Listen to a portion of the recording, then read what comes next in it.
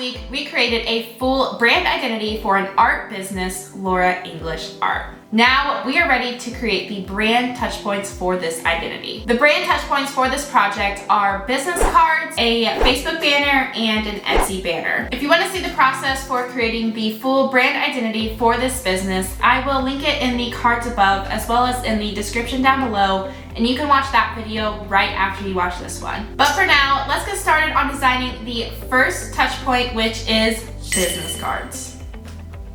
I'm designing these to the standard 3.5 by 2 business card size, but use your best judgment when you are choosing the size for your client's business cards based on your design brief and the project at hand. I do know that I want the primary logo on the front of the business card, so I'm going to take my primary logo and center it on my artboard here.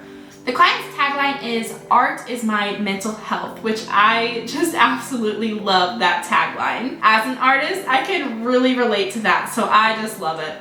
Now I'm going to place this tagline alongside the primary logo on the front of the business card.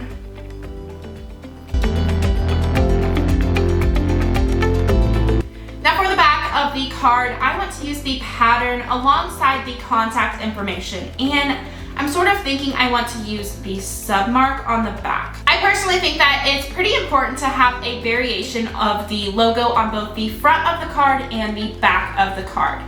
This just really helps to add sort of like that double touch to your viewer, making you more memorable and recognizable the next time that the client or the viewer thinks of your type of business. I think I want the submark to sort of blend with the pattern, making the transition from the end of the pattern to the second half of the card just really seamless, but I honestly can't decide where I want to place this right now. It's just not fitting where I was thinking it would. So I think I'm going to move on to adding in all of the contact information that my client shared with me that she would like included on her cards.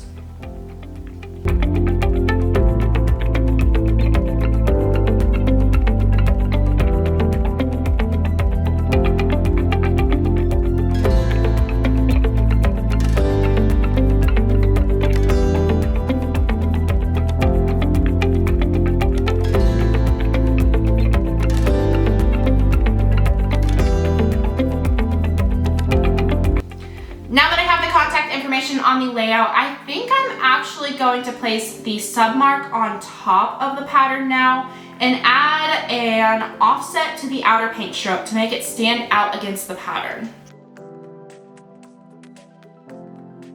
This is looking a lot better. I like it placed here on top of the pattern. So now the business cards are designed. Next up is the Etsy shop banner. For this client, the Etsy shop is pretty important for them because this is where they get the majority of their sales. So it's really essential to have a fully branded professional banner. The current sizing for Etsy banners is 3360 by 840 pixels. So I'm going to add another artboard here in Illustrator and change the sizing of that.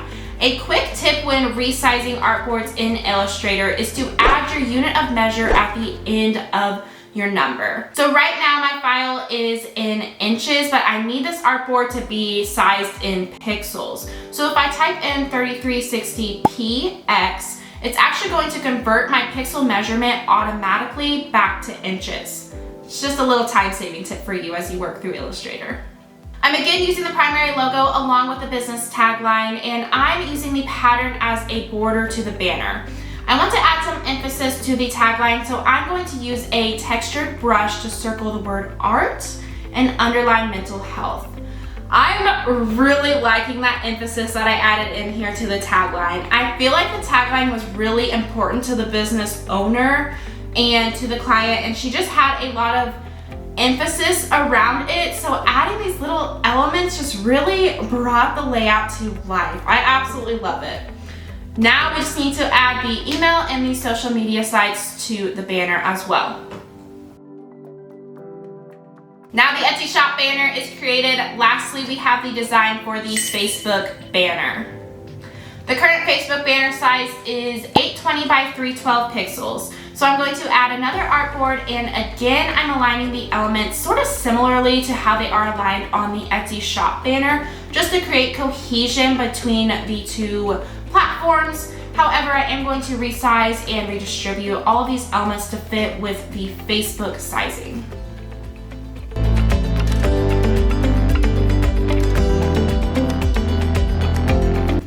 And there you have it. We have made all of the brand touch points for this business.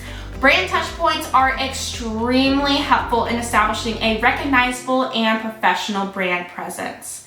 If you missed the creation of this brand identity, don't worry, you can watch that video by clicking right here. Or if you want to see how I designed a brand identity using the AI resource chat GPT, then you need to click this video right here to watch that process. Or if you want to watch another brand identity and how I created the presentation for that client, then you need to watch this video right here.